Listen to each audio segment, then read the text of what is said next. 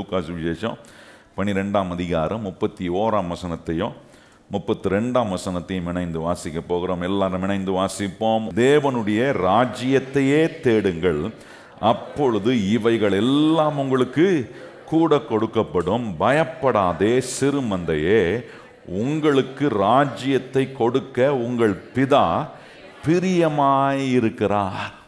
கர்த்தர் நல்லவர் என்பதில் பல காரியங்களை நாம் கற்றுக்கொண்டிருக்கிறோம். இந்த வசனத்தின் மூலமாய் தேவனுடைய ராஜ்யத்தை தேடுவதையும் ஆண்டவர் கிறிஸ்தவ வாழ்க்கையில் ஒரு முறைமையாய் தேவன் வைத்திருக்கிறார். தேவனை தேட வேண்டும் என்பது கர்த்தர் வைத்திருக்கிற ஒரு ஒழுங்கில் இருக்கிற ஒரு காரியம். நான் கர்த்தரெல்லாம் தேட மாட்டேன், அவருடைய ராஜ்யத்தை முக்கியப்படுத்த மாட்டேன்னா அதை தொடர்ந்து வரக்கூடிய நன்மைகள் வேதம் சொல்லுகிறது. தேவனுடைய ராஜ்யத்தையே தேடுங்கள், அப்பொழுது இவைகள் எல்லாம் கூட கொடுக்கப்படும் என்று சொல்லியிருக்கிற அந்த வார்த்தையை நான் எப்படி சொல்ல விரும்புகிறேன். ஒரு ரட்சிக்கப்பட்ட தேவனை நம்பி வாழ்கிற ஒரு மனுஷன் கர்த்தரை தேடும்போது அந்த மனுஷனுக்கு வேண்டிய எல்லா தேவைகளையும் ஆண்டவர் தம்முடைய ராஜ்யத்துக்குள்ள இருந்து ப்ரொவைட் பண்றார். ஒரு வீட்டுக்குள்ள ஒரு குடும்பமாய் நீங்க இருக்கும்போது அந்த குடும்பத்தினுடைய தகப்பன் அந்த முழு குடும்பத்துக்கும் எப்படி பராமரித்து வேண்டியதை கொடுக்க வேண்டியதாக இருக்கிறதோ, அதே போல ஆண்டவர் என்ன செய்கிறார், ரட்சிக்கப்பட்ட ஒவ்வொரு கர்த்தருடைய பிள்ளைகளையும் அவருடைய ராஜ்யத்துக்குள்ள கொண்டு வந்து அவர் எல்லாவற்றையும் நமக்கு தரக்கூடிய, தேவைகளை சந்திக்கக்கூடிய, நமக்கு வேண்டிய எல்லா பராமரிப்பையும் கொடுக்கக்கூடிய ஒரு ராஜாவாய் அவர் நம்முடைய வாழ்க்கைக்குள் இருப்பார்னா, நம்முடைய வாழ்க்கையில் ஒன்று செய்வோம். என்னன்னா, என்ன வந்தாலும் என்ன சூழ்நிலைகள் வந்தாலும் நான் எப்பொழுதும் கர்த்தரையே தேடுகிறவனாய் நான் இருப்பேன். அதுதான் தாவீது சொல்றாரு, என்ன நடந்தாலும் என்ன 1008 காரியம் நடக்கட்டும், நான் ஒன்றை மாத்திரம் செய்கிறேன். என்னன்னா, என் கர்த்தரை எப்பொழுதும் எனக்கு முன்பாக வைக்கிறதுனால எந்த தேவையிலும் நான் அசைக்கப்படலை. நல்லா கவனிச்சு பார்க்கணும். தேவைகள் வருது, கஷ்டங்கள் வருது, போராட்டங்கள் வருது. ஏன்னா கஷ்டம் நிறைந்த உலகத்தில் நான் வாழ்கிறோம். கண்ணு சிமிட்னா நம்மளை விழுங்குறதுக்கு பிசாசு ஆயத்தமாக இருக்கிறான். இந்த சவால் நிறைந்த உலகத்தில் நான் வாழும்போது கர்த்தரை முன்வைத்து தேவனுடைய ராஜ்யத்தைக்குள்ள நான் இருக்கிறேன் என்பதை எண்ணி பார்த்து, மனுஷனுடைய வாழ்க்கையில் வருகிற பிரச்சனைக்கு கொஞ்சம் காரணம் கொஞ்சம் யோசித்து பாருங்க.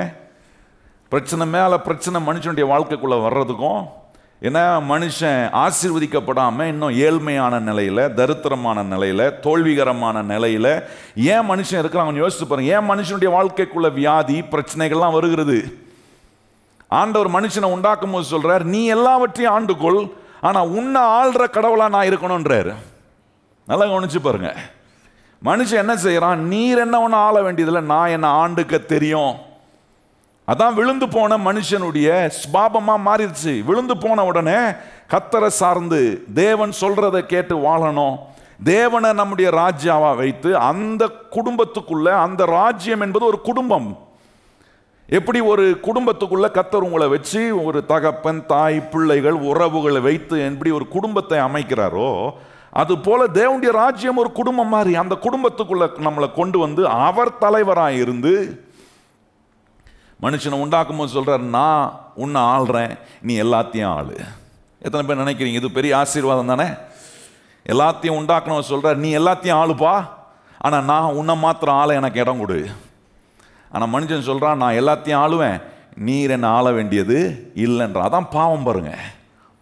இந்த பாவம் உள்ள வந்த உடனே நீங்க கவனிச்சு பாருங்க. இஸ்ரவேல் மக்களை குறித்து ரொம்ப அற்புதமாக இதுக்கு உதாரணமாக சொல்லப்பட்டிருக்கு.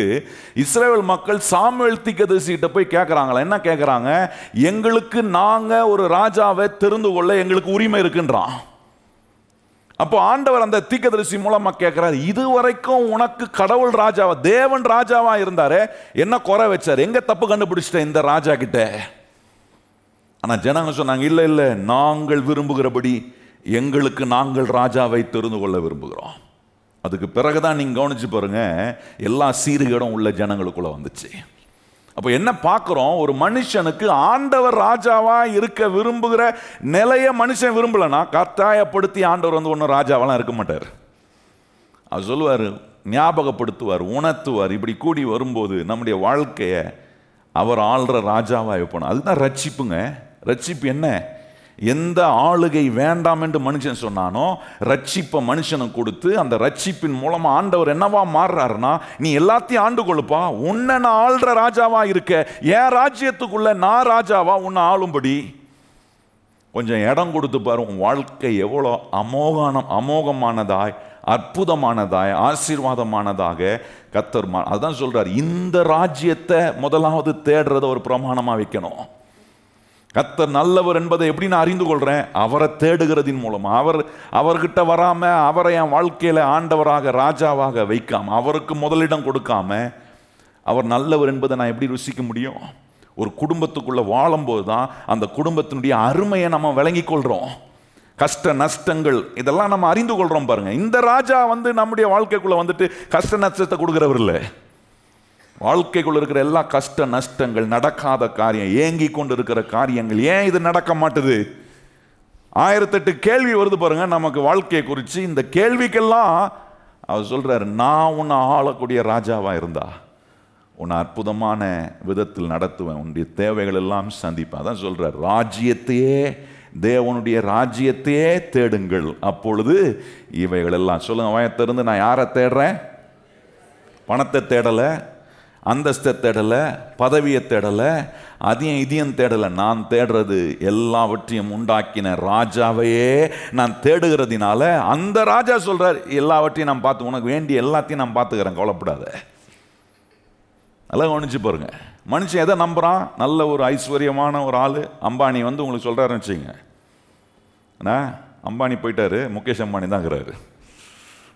முகேஷ் அம்பானி சொல்றாரு, கவலையப்படாத, நான் பார்த்துக்கிறேன், எத்தனை தலைமுறை நான் பார்த்துக்கிறேன். நீங்கள் என்ன பண்ணுவீங்க? அம்பானி முகேஷே சொல்லிட்டார், மிஸ்டர் முகேஷ் அம்பானி சொல்லிட்டார். அதனால அவருக்கு எத்தனையோ ஆயிரக்கணக்கான லட்சக்கணக்கான கோடி இருக்கு, அவர் நமக்கு தருவார். ஒரு மனுஷனுடைய கெப்பாசிட்டியை வச்சு, அவனுடைய பின்னணியை வச்சு, அவனுடைய வசதி, அவனுடைய காரியங்களை வச்சு பார்க்குறோம். இந்த மனுஷன் சொன்னா வெயிட் இருக்குப்பா இவர் சொல்றதுல. நான் சொல்றேன், நமக்கு ராஜாவா இருக்கிறவருக்கு என்னைக்குமே வெயிட் இருக்கு அவர். ஏன்னா அவர் எல்லாவற்றையும் சிருஷ்டித்தவர், இல்லாததை கூட நமக்காக உண்டாக்குற அற்புதமான ராஜா. எத்தனை பேருக்கு ஆமென்னு சொல்றீங்க? எதெல்லாம் இல்லைன்னு ஏங்குறீங்க, அதை உண்டாக்குவார். உங்களுக்கு அவசியம்னா அது மூலமா நீங்க தேவனை மகிமைப்படுத்தக்கூடிய ஒரு நிலையில உங்களை வைக்கணும்னா உங்களுக்காகவும். ஏன்னா அவர் சிருஷ்டிகருங்க. மனுஷனால எதையும் உண்டாக்க முடியும், ஆனால் தேவனால உண்டாக்க முடியும். இருக்கிறத வச்சுதான் மனுஷன் எதையும் உண்டாக்குறான். ஆனா ஆண்டவர் சொல்றாரு, இல்லாததை கூட உண்டாக்கி கொடுக்கக்கூடிய சக்தி நம்மளை கொண்டு வந்து அவருடைய ராஜ்யத்துக்குள்ள வச்சு அவர் நமக்கு ராஜாவா இருக்கணும்ன்றார். அவர் கையில வாழ்க்கையை கொடுக்கணும். அப்போ ஒன்ன காட்டுவார், நம்முடைய தேவைகள் எல்லாம் அவர் சந்திக்கிற அற்புதமான ராஜா. சில வசனங்களை காண்பித்து தாவீது இந்த வெளிப்பாடு உள்ளவனா இருந்தான். அதனால தான் சொல்றான், நான் கர்த்தரை எனக்கு முன்பாக வைக்கிறேன். அவன் இன்னும் நிறைய இடத்துல நீங்க கவனிச்சு பாருங்க, இந்த தாவீது எப்பவுமே தேவனை தன்னுடைய வாழ்க்கைக்கு முன்பதாக வைக்கிறதுல பிரதானமான இடத்தை கொடுக்கிறவனா இருந்தான். அதெல்லாம் பாருங்க, நிறைய இடத்துல கவனிச்சீங்கன்னா, என் இருதயம் கர்த்தரை நம்பி இருக்கு, நான் கர்த்தருக்குள் களி கூறுகிறேன், என் பலனாகிய கர்த்தர். இதெல்லாம் என்ன காட்டுது? ஆண்டவரே எனக்கு எல்லாமே நீங்க தான். நம்ம எல்லாருக்கும் தெரிந்த சங்கீதம் சொல்றாரு பாருங்க, 23ஆம் சங்கீதம் சொல்ற, கர்த்தர் என் மெய்ப்பராய் இருக்கிறார். அப்படின்னா அவரை வச்சிருக்கிறேன், அப்படி மெய்ப்பரா கொண்டு வந்து அவரை முன்னாடி வைக்கிறேன், என் மெய்ப்பரா, என் தேவைகளை அவர் சந்திப்பார். கர்த்தர் என் மெய்ப்பரா இருக்கிறார், நான் ஒன்றுக்கும் தாழ்ச்சி அடைவதில்லை.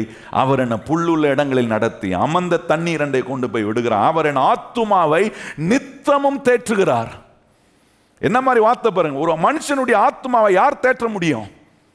பணம் பொருள் தேற்றிட முடியுமா உங்க ஆத்துமாவை? ஆத்துமாவுக்குள்ள ஏற்படுகிற சஞ்சலப்பை யார் தேற்ற முடியும்? ஆண்டவர் சொல்ற, நான் உனக்கு ஆண்டவராக ராஜாவா இருப்பேன்னா உன் ஆத்துமாவை தேற்றுவேன். நித்தமும் தேற்றுகிறார்.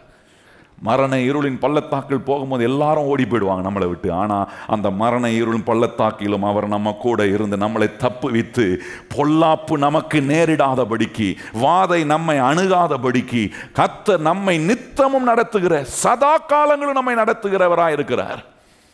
இதெல்லாம் தாவீது தேவனை குறித்து ராஜாவாக, என்ன மகத்துவமுள்ள ராஜாவாக ஆண்டவரை பார்க்கிறான். தேவனுடைய ராஜ்யம் போது எப்படி பார்க்குறீங்க? அந்த ராஜ்யத்துக்கு ராஜா கர்த்தர் தான், தேவன் தான், இயேசு கிறிஸ்து தான். அந்த இயேசு கிறிஸ்து உங்க வாழ்க்கையில மகத்துவம் உள்ள ராஜாவா பாருங்க. ஒரு நல்ல ராஜா இருப்பானா, அந்த நல்ல ராஜாவை எல்லா ஜனங்களும் விரும்புவாங்க பாருங்க. அவனுடைய ஆளுகைக்குள்ள இருப்பதை ஜனங்க ரொம்ப பெரிய ஆசீர்வாதமா நினைப்பாங்க. அப்படிதான் தாவீது ராஜாவா இருந்தபோது 40 வருஷம் ஆண்டாம் பாருங்க. 40 வருஷமும் இஸ்ரவேல் மக்கள் அவனுடைய ராஜ்ய பாரியத்தை விரும்பினார்கள்.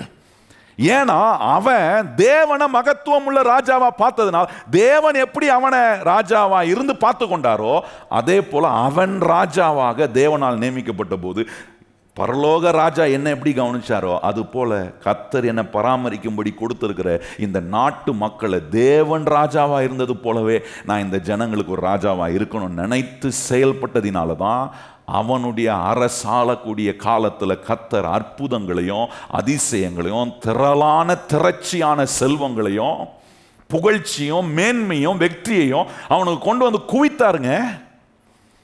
இன்னைக்கு கிறிஸ்தவ மக்கள் இந்த ராஜாவை கொண்டு வந்து முன்னாடி வைக்காம எதையோ கொண்டு வந்து முன்னாடி வைக்கிறோம். வர வேண்டியது வராம வரக்கூடாதெல்லாம் வந்து சேர்ந்துருது. நமக்கு பிரச்சனையும் துன்பமும் போராட்டமும் கஷ்டமும் நெருக்கடியும் வந்து சேர்ந்துருது. பாருங்க, சில வசனங்களை உங்களுக்கு காண்பித்தாதான் இப்படிப்பட்ட விதத்தில் தேவனை மகத்துவம் உள்ள ராஜாவா நான் வச்சிருக்கிறேன்னா. 48ஆம் சங்கீதம் வாங்க. சில காரியங்களை உங்களுக்கு காண்பித்து என்ன சீக்கிரம் அனுப்பிடணும் உங்களை வீட்டுக்கு. அப்போ தான் நாளைக்கு நீங்கள் வரீங்களே நான் வர முடியும். ஓகே, கர்த்தர் நல்லவர். 48ஆம் சங்கீதம் பாருங்க, வாசிப்போமா ஒரு சில வசனங்களை. எல்லாம் எடுத்துட்டீங்களா? 48ஆம் சங்கீதம். பைபிள் கொஞ்சம் தரங்க. சில பைபிள் எடுத்துகிட்டு வந்து திறக்காமலே வீட்லேயும் திறக்கிறது இல்லை, சர்ச்சிலையும் திறக்கிறது இல்லை. அது ஒருபோதும் திறக்கப்படாது. தரங்க கொஞ்சம் பைபிளை திறந்து பாருங்க. 48ஆம் சங்கீதம் வாசிப்போமா? எல்லாரும் இணைந்து வாசிப்போமா? அங்கே சொல்லியிருப்பாருங்க, கர்த்தர் பெரியவர், அவர் தமது தேவனுடைய நகரத்திலும் தமது பரிசுத்த பர்வதத்திலும் மிகவும் துதிக்கப்படத்தக்கவர். வடக்கு திசையில் உள்ள சீயோன் பர்வதமும் வடமான ஸ்தானமோ சர்வ பூமியின் மகிழ்ச்சியுமாய் இருக்கிறது. அதுவே மகாராஜாவின் நகரம், அதன் அரண்மனைகளில் தேவன் உயர்ந்த அடைக்கலமாக அறியப்பட்டிருக்கிறார். என்ன சொல்றாரு பாருங்க, 2வது சொல்றாரு, அங்க எப்படி இருக்கிறாரா? மகாராஜாவின் நகரம் அது. இந்த மகாராஜாவின் நகரத்துக்குள்ள நம்மளை கொண்டு வந்து வைக்கும் போது, அவர் ராஜாவா இருக்கும் போது என்ன நடக்கும்? இதெல்லாம் வாசிங்க, முழுசா வாசித்தீங்கன்னா அந்த சங்கீதத்தை நிறைய காரியங்களை அறிந்து கொள்ள முடியும். பாருங்க, அங்க சொல்றாரு, இப்படி நான் வைத்திருக்கிறதுனால 9ஆம் வசனம் வரும்போது அங்க சொல்றாரு, தேவனே உமது ஆலயத்தின் நடுவிலே உமது கிருபையை சிந்தித்து கொண்டிருக்கிறேன். என்ன சொல்றாரு பாருங்க, இதை சிந்திக்கிறேன். தேவனே, 10ஆம் வசனம், தேவனே உமது நாமம் விளங்குறது போல உமது புகழ்ச்சியும் பூமியின் கடையாந்திரங்கள் பரியந்தம் விளங்குகிறது. உமது வலது கரம் நீதியால் நிறைந்திருக்கிறது. 13ஆம் வசனம் பாருங்க, பின்னும் வரும் சந்ததிக்கு நீங்கள் விவரிக்க. நல்லவன் என்ன சொல்றாரு? இந்த ராஜாவின் நகரத்துக்குள்ள நீங்க இருக்கும்போது இந்த ராஜா செய்யற காரியங்களை விவரிக்க உங்களுக்கு நாள் போதாது, என்ன உங்களுக்கு வருஷங்கள் போதாது, தலைமுறைக்கு. அங்க சொல்றாரு பாருங்க, பின்வரும் சந்ததிக்கு நீங்கள் விவரிப்பதற்காக அதன் ஆலயத்தை கவனித்து அதன் அரண்மனைகளை உற்று பாருங்கள். இந்த தேவன் என்றென்றைக்கும் உள்ள சதா காலங்களிலும் நம்முடைய தேவன், மரண பரியந்தம் அவர். என்னமா சொல்றாரு பாருங்க, இந்த தாவீதுக்கு ராஜாவை குறித்த எண்ணம் எப்படி இருக்குன்னா, மகத்துவம் உள்ள ராஜா இவர். ராஜாவின் நகரம், அந்த நகரத்துக்குள்ள என்னெல்லாம் நன்மைகளை கர்த்தர் வச்சிருக்கிறாரு. தேவனை இப்படி பார்க்கணும், பஞ்சப்பாடு உள்ள தேவனா பார்க்க கூடாது. நம்மளே ஒரு பஞ்சப்பாட்டில் இருக்கிறோன்னா நம்ம கடவுள் அதுக்கு மேலே பெரிய பஞ்சப்பாட்டில் இருக்கிறாரு போலகுது அப்படின்னு நம்ம நினைச்சோன்னா, நான் சொல்றேன், தப்பான எண்ணங்களை உள்ள கொண்டு போய் வைக்கிறோம். ராஜாவின் நகரம், அந்த நகரத்துக்குள்ள என்ன நன்மையெல்லாம் வைத்திருக்கிறார் அதுதான் நம்ம கவனிச்சோம். பாருங்க, தலைமுறை சந்ததிகளுக்கு நாம் விவரித்து சொல்ல, சதா காலங்களும் அவர் நம்முடைய தேவன், சதா காலங்களும் அவர் ராஜாவா இருக்கிறாரு. அப்படி அதுக்கு முந்தின சங்கீதம் பார்த்தீங்கன்னா 47ஆம் சங்கீதத்தில் சொல்றாரு, முதல் வசனம் பாருங்க, சகல ஜனங்களே கை கொட்டி தேவனுக்கு முன்பாக கம்பீர சத்தமாய் ஆர்ப்பரியுங்கள், உன்னதமானவர் ஆகிய கர்த்தர் பயங்கரமானவரும் பூமியின் மீது எங்கும் மகத்துவமான. நல்ல இந்த வார்த்தை பாருங்க, என்ன சொல்ல, பூமி எங்கும் எப்படி இருக்கிறார், மகத்துவமான. சாதாரண ராஜா இல்லை, ஒன்றும் செய்ய முடியாத, ஏன்னா ஒன்றும் தெம்பில்லாத, கையால் ஆகாத ராஜா கிடையாது, மகத்துவமான ராஜா. சொல்லுங்க, கை உயர்த்தி. நம்ம ஆண்டவர் எப்படிப்பட்டவர்? உலகத்திலே ஒரு மகத்துவமான ராஜாவை பார்த்தீங்க, நான் சொல்றேன், அவங்ககிட்ட நிறைய குறைய கண்டுபிடிக்கலாம். ஒரு பக்கம் மகத்துவம் உள்ளவராக இருந்தால் கூட இன்னொரு பக்கம் நிறைய குறை இருக்கும். ஆனால் இந்த தேவன், அவர் மகத்துவம் உள்ள, ஒரு பிழையை கூட நீங்கள் கண்டுபிடிக்க முடியாது. நம்முடைய வாழ்க்கையை அப்படி மகிமையான விதத்தில் தேவன் அலங்கரிக்கிற ஒரு ஆண்டவராக இருக்கிறார். பாருங்க, அதில் பாருங்க 6ஆம் வசனம் பாருங்க. தேவனை போற்றி பாடுங்கள், பாடுங்கள், நம்முடைய ராஜாவை போற்றி. இந்த ராஜாவை போற்றி பாடணும், புகழணும். இந்த ராஜ்யத்துக்குள்ள வச்சுக்கிட்டு இந்த ராஜாவை புகழாம இந்த ராஜாவை குறித்து குறை பேசிட்டு இருந்தேன்னா, கிறிஸ்தவங்கிட்ட இருக்கிற குறைபாடு இதுதான். ஆண்டவருக்குள்ள வந்துட்டு ஆண்டவரே குறை சொல்லுவாங்க. பண்றீங்களா? ஏதாவது நடக்கலன்னா உடனே சுற்றி இருக்கிறவங்கள பிளேம் பண்ணுறது, அவங்க பிளேம் பண்ணால் உடனே ரியாக்ட் பண்ணுவாங்க. பார்த்தீங்களா? புருஷன் மனைவியை பிளேம் பண்ணுவாங்க, மனைவி என்ன பண்ணுவாங்க, புருஷன். 2 பேரும் பிளேம் பண்ணி ஃபயர் ஆயிடுச்சுன்னு வச்சுங்க, 2 பேரும் சேர்ந்து ஆண்டவரை பிளேம் பண்ணுவாங்க. இப்படி தான் இருக்கு இன்னைக்கு கிறிஸ்தவம். அதான் சொல்றாரு, எந்த ராஜா மகத்துவம் உள்ள ராஜாவா அவர் இருக்கும்போது குறை பேசாத, புகழ் அவரை. இங்க தான் சொல்றார், புகழக்கூடிய விதத்தில் அங்க சொல்றார் பாருங்க. தேவனை போற்றி பாடுங்கள், பாடுங்கள், நம்முடைய ராஜாவை போற்றி பாடுங்கள், பாடுங்கள். தேவன் பூமி அனைத்துக்கும் ராஜா, கருத்துடனே அவரை போற்றி பாடுங்கள். தேவன் ஜாதிகள் மேல் அரசாளுகிறார், தேவன் தமது பரிசுத்த சிங்காசனத்தின் மேல். நல்லவன், இப்படிப்பட்ட ராஜாவை வாயத்திறந்து புகழணும், வாயத்திறந்து பாடணும், நல்ல புகழ்ந்து, இயேசுவே நீர் என்னுடைய ராஜா, நீர் என்ன ஆளும் ஆண்டவரே, நான் எல்லாவற்றையும் ஆள்வதற்கு நீர் எனக்கு பலன் கொடுக்குறீர், எல்லாவற்றையும் சுகந்தரிக்க எனக்கு பலன், என் தேவைகளை சந்திக்கிற ராஜா ஆண்டவரே.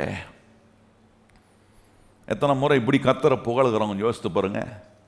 ஆனால் தாவீது எடுத்தீங்கன்னா வாய் நிறைய புகழும் ஆண்டவரை, புகழ்ந்துக்கிட்டே இருப்பான் கர்த்தரை.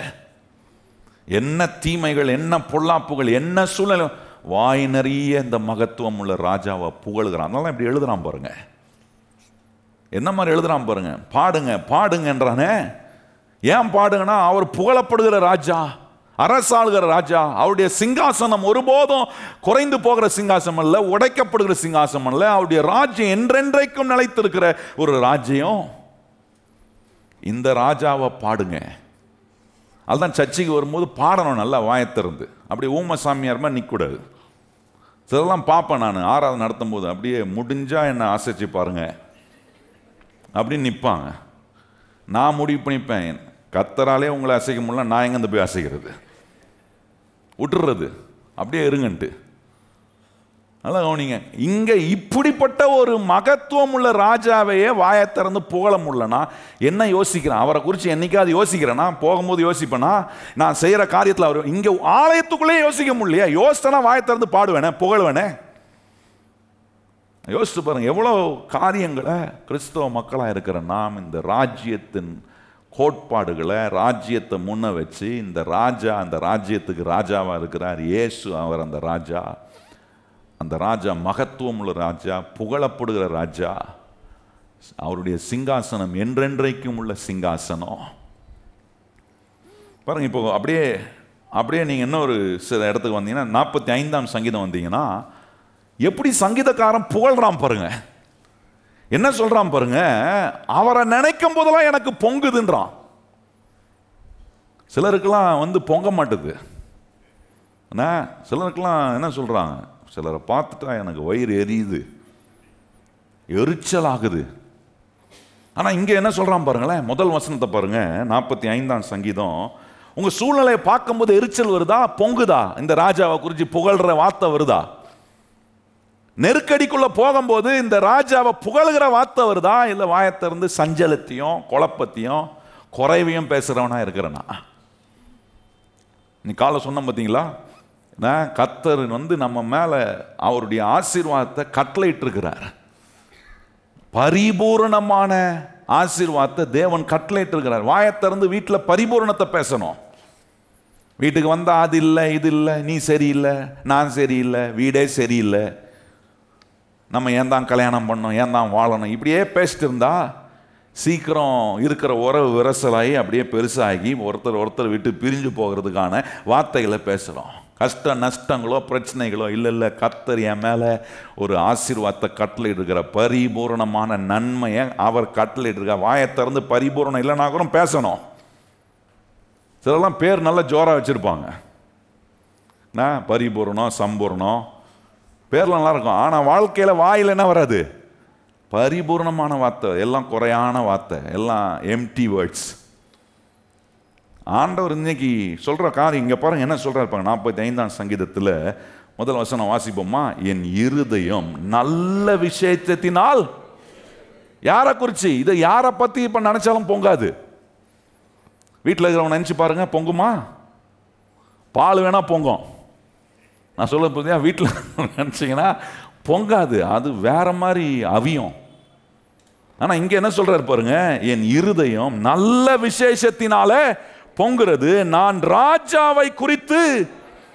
நல்ல கவனி என்ன சொல்றாரு பாருங்க. ஏன் பொங்குதுன்னா, ராஜாவை குறித்து பாடின கவியை சொல்லுகிறேன். என் நாவு விரிவாய் எழுதுகிறவனுடைய எழுத்தாணின்றார். என்ன சொல்ல, என் வாய் விரிவாய் திறந்து என் ராஜாவை குறித்து பாடுறேன், சொல்றேன் அப்படின்றாரு. அதுதான் பொங்குது, என் இருதயம் பொங்குது.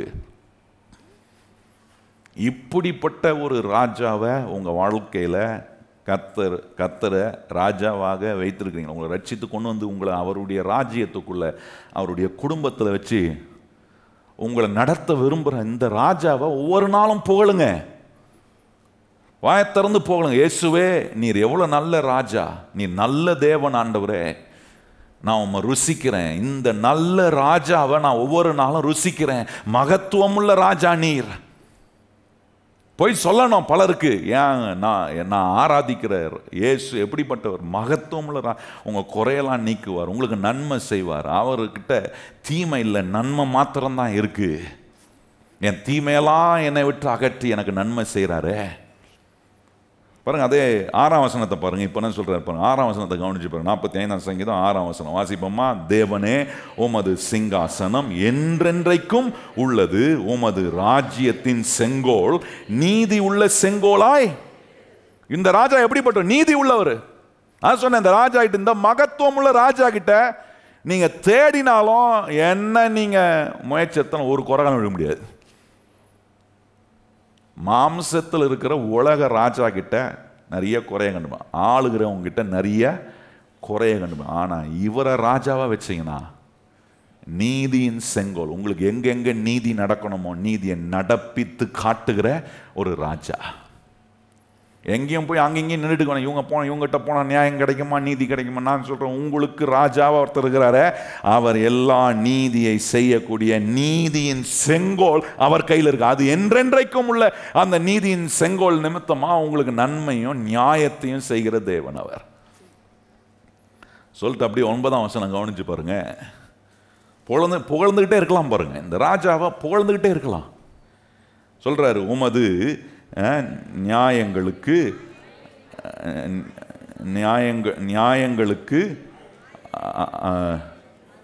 அரசரின் குமாரத்திகள் உண்டு. ராஜஸ்திரீ ஒப்பிரியின் தங்கம் அணிந்தவளாய் உமது வலது பாஷ்யத்தில் இருக்கிறாள். குமாரத்தியே கேளு, நீ உன் செவியை சாய்த்து சிந்தித்துக்கொள், உன் ஜனத்தையும் உன் தகப்பன் வீட்டையும் மறந்துவிடு. அப்பொழுது ராஜா உன் அழகில் பிரியப்படுவார், அவர் உன் ஆண்டவர், ஆகையால் அவரை பணிந்து கொள். என்ன சொல்றாரு பாருங்க, இவர் தான் ராஜானா எல்லாத்தையும் விட்டுட்டு வந்துடணும் அவர்கிட்ட. கல்யாணம் பண்ணி ஒரு பொண்ணை வீட்டுக்குலேருந்து அனுப்புறீங்கன்னா என்ன பண்ணுவாங்க, எல்லாத்தையும் போட்டு முடிச்சுலாம் பேக் பண்ணிட்டு அப்பா அம்மாவுக்கு டாட்டா சொல்லிட்டு போவாங்க. அதான வழக்கம், ஊர் வழக்கம் அதான். போனாங்கன்னா என்ன பண்ணுறாங்க, புருஷன் காட்டுற அன்பு என்ன செய்யுதுன்னா, நான் தான் எல்லா புருஷன்மாருக்கும் சொல்லுவேன், உன் மனைவி கிட்ட நீ எப்படி அன்பு காட்டணும்னா, உன் மனைவி தாம் பிறந்த வீட்டே மறக்கக்கூடிய அளவுக்கு அன்பு காட்டணும். அப்பதான் நீ ஒரு நல்ல புருஷன். உங்ககிட்ட வந்து இருந்துக்கிட்டு எப்போ எங்கள் அப்பா அம்மா பாப்பான்னு தெரில, எப்போ அனுப்பிவிட்றீங்களா, ஒரு நாள் நான் 3 நாள் உங்களோட இருக்கிறேன், 3 நாள் எங்கள் அப்பா அம்மா கூட இருந்துட்டு வரேன், அது சரியான பழக்கம் இல்லை. அப்படின்னா மறக்கலை. அப்பா அம்மா கேட்கணும்னாம்மா எங்களெல்லாம் ஞாபகம் வச்சுக்கிறியா அப்படின்னு கேட்குற அளவுக்கு புருஷன் அன்பு காட்டினா அது நல்ல புருஷன். அப்படி ஆண்டவரை ராஜாவா வைக்கணும். அங்க காட்டுறாரு எப்படி ஒரு ஸ்திரீ தன் தகப்பன் வீட்டை மறந்து போகும்போது அந்த அழகில் ராஜா என்ன ஆகிறாருன்னா மயங்குறார், அதுல பிரியப்படுறாருன்னு வேதம் சொல்லுது பாருங்க. இப்படிப்பட்ட விதத்துல ஆண்டவரை ராஜாவாக எல்லாத்தையும் தூக்கி போட்டு உதறி, இல்லை என்ன நடந்தாலும் இவர் என்னை கவுக்க மாட்டார், என்னை உயர்த்துற ராஜா, என்னை ஆசீர்வதிக்கிற ராஜா என்று நம்ம அவர்கிட்ட வந்து சரணடையோனா அவர் நம்ம மேலே பிரியம் வச்சார்னு வைங்க. நான் சொல்கிறேன், பிரியம் வச்சுக்கிறதுனால தான் நம்மளை ரட்சித்து கொண்டு வந்து அவருடைய ராஜ்யத்துக்குள்ளே வச்சுக்க. எத்தனை பேர் கையை உயர்த்தி ஆமேன்னு சொல்கிறீங்க? தீங்கும் பொல்லாப்புக்குள்ளே நம்ம மாட்டாதபடி கொண்டு வந்து அவருடைய ராஜ்யத்துக்குள்ளே வச்சிருக்கிறாரு பாருங்க. இப்படி புகழ ராஜா, இப்படி ஒரு ராஜாவை நீங்க வைத்து அதை புகழ்கிறது மாத்திரம் இல்ல, ஆண்டவரை கனப்படுத்துறதிலும் அப்படி ராஜாவை வைக்கணும்னு சொல்றாரு. அடுத்து பாருங்க வசனங்களை நீங்க கவனிச்சீங்கன்னா அங்க சொல்றாரு, புகழ்கிறது மாத்திரம் இல்ல, எப்படி வாய் நிறைய பாடுறது, புகழ்கிறது, மகத்துவம் உள்ள ராஜான்னு சொல்றது, இதெல்லாம் பண்றது மாத்திரம் இல்ல, அவரை கனப்படுத்துறதிலும் அவர் மகத்துவம் உள்ள ராஜாவா நம்ம வாழ்க்கையில வைக்கணும். அப்படி வைக்கும் போதுதான் அவருடைய ராஜ்யத்தையே நான் தேடுறேன்.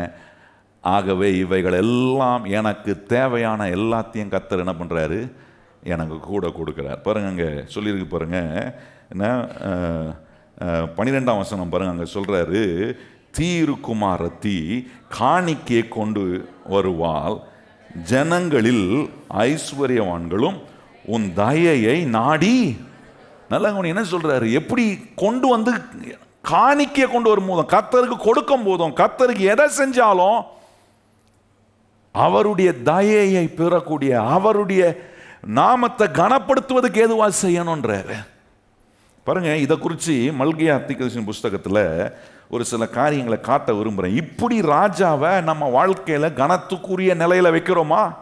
வாயை திறந்து புகழ்றனா, இந்த ராஜ்யத்துக்குள்ளே கொண்டு வந்து ரட்சித்து வச்சிருக்கிறாரே, இவரை எனக்கு முன்பாக வச்சுட்டு நான் வாய் நிறையா புகழாம, இவரை நான் கனப்படுத்தாம இருப்பனா, நான் சொல்றேன், ராஜ்யத்தையே நான் தேடல. ராஜ்யத்தையே தேடினா இதெல்லாம் கண்டிப்பா செய்வேன். வாய் நிறைய புகழ்ந்து மகத்துவம் உள்ள ராஜா நீர் பாடிக்கிட்டே இருப்பான், அவரை புகழுவேன், அவருடைய மகிமையை சொல்லுவேன், அவரை கனப்படுத்துவதில் ஒரு நாளும் பின்தங்கவே மாட்டேன். பாருங்க அங்கே மல்கியா தீர்க்கதரிசியின் புஸ்தகம் 1ஆம் அதிகாரம் 11ஆம் வசனத்தை வாசிப்போமா? அங்கே என்ன சொல்றாரு பாருங்க, சூரியன் உதிக்கிற திசை தொடங்கி அது அஸ்தமிக்கிற திசை வரைக்கும் என் நாமம் ஜனங்களுக்குள்ளே மகத்துவமாய் இருக்கிறது, எல்லா இடங்களிலும் என் நாமத்துக்கு தூபமும் சுத்தமான காணிக்கையும் செலுத்தும்படி என் நாமம் ஜாதிகளுக்குள் மகத்துவமாய் இருக்கிறது என்று சேனைகளின் கர்த்தர். நல்ல என்ன சொல்ற, சுத்தமானதாய் கனத்துக்குரியதாய் இருக்கக்கூடிய விதத்துல செய்யணும். ஆனா எங்க நடந்துச்சு பாருங்க, 6ஆம் வசனத்தை கவனிச்சுப்பாங்க, சொல்றாரு, குமாரன் தன் பிதாவையும் ஊழியக்காரன் தன் எஜமானையும் கனம் பண்ணுகிறார்களே, நான் பிதாவானால் என் கனம் எங்கே? நான் எஜமானானால் எனக்கு பயப்படுகிற பயம் எங்கே என்று சேனைகளின் கர்த்தர் தம்முடைய நாமத்தை அசட்டை பண்ணுகிற ஆசாரிகள் ஆகிய உங்களை கேட்கிறார். அதற்கு நீங்கள் உமது நாமத்தை எதினால் அசட்டை பண்ணினோம் என்கிறீர்கள்? கேட்கிறாரு. கனப்படுத்த வேண்டிய நீ கனப்படுத்தாம இருக்கிறியப்பா அப்படின்னா என்ன கேட்குறான், நாங்கள் எதனால அசட்டை பண்ணோம்? அங்கே பாருங்க 8ஆம் வசனம் பாருங்க, நான் சொல்றாரு, அதுக்கு என்ன பதில் சொல்றாரு பாருங்க, நீங்கள் கண் ஊனமானதையும் பலியிடு கொண்டு வந்தாலும் அது பொல்லாப்பல்ல, நீங்கள் கால் ஊனமானதையும் நசல் பிடித்ததையும் கொண்டு வந்தாலும் அது பொல்லாப்பு அல்ல என்கிறீர்களே, அதை நீங்கள் அதை நீங்கள் உங்கள் அதிபதிக்கு செலுத்தி அவன் உங்கள் மேல் பிரியமாய் இருப்பானோ, உங்கள் முகத்தை பார்ப்பானோ என்று கேட்கிறாரு. இதெல்லாம் சரிதான் ஆண்டவருக்கு பண்றது. போதும் போதும், இவ்வளவு செஞ்சா போதாதா சொல்றாங்க. நசல் கொண்டதையும், கால் ஊனமானதையும், என்ன கண்ணு தெரியாததையும், பெஸ்ட்டை கொடுக்கல. பெஸ்டான விதத்தில் கர்த்தரை ஹானர் பண்ணாம இந்த ராஜாவை எப்படியெல்லாம் ஹானர் பண்ணுமோ to the maximum, to the best of my ability, எனக்கு இருக்கிற முழு ஆற்றலை பயன்படுத்தி, சிந்திக்கக்கூடிய ஆற்றலை உணர்ந்து பயன்படுத்தி யோசிக்கிறேன். எங்கேயோ இருந்த என்ன கொண்டு வந்து அவர் குடும்பத்துக்குள்ள கொண்டு வந்து வச்சு எனக்கு அவர் ராஜாவா மாறி என் குறைவை நீக்கிறார், எனக்கு நன்மை செய்கிறார், எனக்கு சுகத்தை கொடுக்குறார், எனக்கு பலனை கொடுக்குறார், ஒவ்வொரு நாளையும் தாண்டி வருவதற்கான கிருபையை ஒவ்வொரு நாளும் புதிதாக்கி கொடுக்குறாரு. இந்த தேவனை நான் புகழணும், புகழ்றது மாத்திரம் அவரை கனப்படுத்தணும். கனப்படுத்துறது கர்த்தர் கொடுக்கக்கூடிய விஷயத்தில் கனப்படுத்த வேண்டிய ஒரு காரியத்தில் நசல் கொண்டதையும் எல்லாம் ஓட்ட உடைச்சலையும் கனத்தை குறைக்கக்கூடிய கனவீனமான காரியங்களை கொண்டு வந்து நான் செலுத்தும் போது ஆண்டவர் கேட்குறாரு, ஒரு அதிபதி கொண்டு போய் இதை கொடுத்தா அதை வாங்குவானா, அவன் முகத்தை பார்ப்பானான்னு கேட்குறாரு. நல்லா கவனிச்சு பாருங்க. தேவனை ராஜாவாக வச்சு நம்ம அந்த ராஜ்யத்துக்குள்ள இருக்கும்போது நம்ம என்ன ஆகிறோம், நிறைய நேரம் காம்ப்ரமைஸ் ஆகும். தேவனை கனப்படுத்துறதுல காம்ப்ரமைஸ் ஆயிடுறோம். அதான் ஆண்டவர் கேட்குறாரு, நீ காம்ப்ரமைஸ் ஆகி செய்யறது போல ஒரு அதிபதிக்கு போய் நீ செய்யணும்னா அவன் ஏற்றுக்கொள்வானா, அவன் முகத்தை பார்ப்பானான்னு கேட்குறாரு. நல்லா கவனிச்சு பாருங்க. அதான் சொல்ற, சுத்தமான அப்படின்னா கனத்துக்குரிய விதத்தில் நீங்கள் செய்ய வேண்டும். அதான் அங்கே சொல்கிறாரு. என்ன அங்கே 11ஆம் வசனத்தில் வாசித்தோம் பார்த்தீங்களா, அங்கே என்ன சொல்கிறாரு, எல்லா இடங்களிலும் என் நாமத்துக்கு தூபமும் சுத்தமான காணிக்கையும் செலுத்தும்படி என் நாமம் ஜாதிகளுக்குள் மகத்துவமாக இருக்கிறது என்று சேனைகளின் கர்த்தர். நல்லா சுத்தமானதும் அப்படின்னா கனத்துக்குரியது, கனத்துக்கு பாத்திரமானதை செலுத்தக்கூடியவர்களை நாம் இருப்போனா, ராஜ்யத்தையே தேடுறேன், இந்த ராஜ்யத்தை தேடுற ஒரு மனுஷனா அவர் என் ராஜாவாக இருப்பார்னா சொல்கிறேன், ஒரு குறையும் கர்த்தர் நமக்கு வைப்பதுக்கு இடமே இல்லை. அவர் எல்லாவற்றையும் எனக்கு கூட கொடுக்கக்கூடிய ஆசீர்வாதமான தேவன். இந்த விதத்தில் இவர் மகத்துவமான ராஜாவாக பார்க்குறேன்னா நம்ம நினச்சிக்கூடாது அந்த ராஜாவுக்கு ஒன்றுமே இல்லை போனால்தான் தான் நம்மகிட்ட வந்து கேட்குறாரு, கொடுன்னு சொல்கிறாரு, இதை பண்ணுன்றாரு. பாருங்க, அடுத்த 3ஆம் அதிகாரத்தில் கவனிச்சிங்கன்னா, மல்கியா புஸ்தகம் 3ஆம் அதிகாரத்தில் கவனிச்சு பாருங்க. அங்கே 10ஆம் வசனத்தில் என் ஆலயத்தில் ஆகாரம் உண்டாயிருக்கும்படி தசம பாகங்களை எல்லாம் பண்டைய சாலையிலே கொண்டு வாருங்கள். பண்டைய சாலை என்பது வேர் ஹவுஸ்.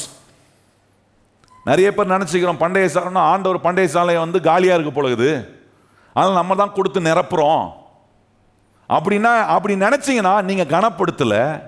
நீங்கள் இல்லாததை நிரப்பணும்னு நினச்சி பிரயாசப்பட்டு என்னமோ கொஞ்சம் அட்ஜஸ்ட் பண்ணுறதுக்கு இங்கே எங்கேயும் சமாளிப்போம். பார்த்தீங்களா, வீட்டில் கெஸ்ட் திடீர்னு வந்துட்டாங்கன்னா பண்ணுவீங்க, சாம்பாரில் கொஞ்சம் தண்ணியை ஊற்றுவீங்க பாருங்கள், அந்த மாதிரி கொஞ்சம் அட்ஜஸ்ட் பண்ணுறதுக்கு பார்த்தீங்களா, அந்த மாதிரி அட்ஜஸ்டிங் மென்டாலிட்டி வந்துடும். ஏன்னா பண்டைய சாலை வந்து ஆண்டவருடைய பண்டைய சாலை வந்து நம்ம கொடுத்தா தான் நிரம்பம் போலகுது. அந்த காலத்தில் சொல்லுவாங்க, ராஜாக்கள் எப்பொழுதுமே பண்டைய சாலை வச்சுருப்பாங்களா, வேர் ஹவுஸ் இருக்குமா, ராஜாங்களுடைய வேர் ஹவுஸ். நாடே பஞ்சப்பாட்டில் இருந்தால் கூட அந்த நாட்டில் இருக்க ராஜாவுடைய வேர் ஹவுஸ் எல்லாம் நிரம்பி இருக்குமா ஆகாரத்தினால.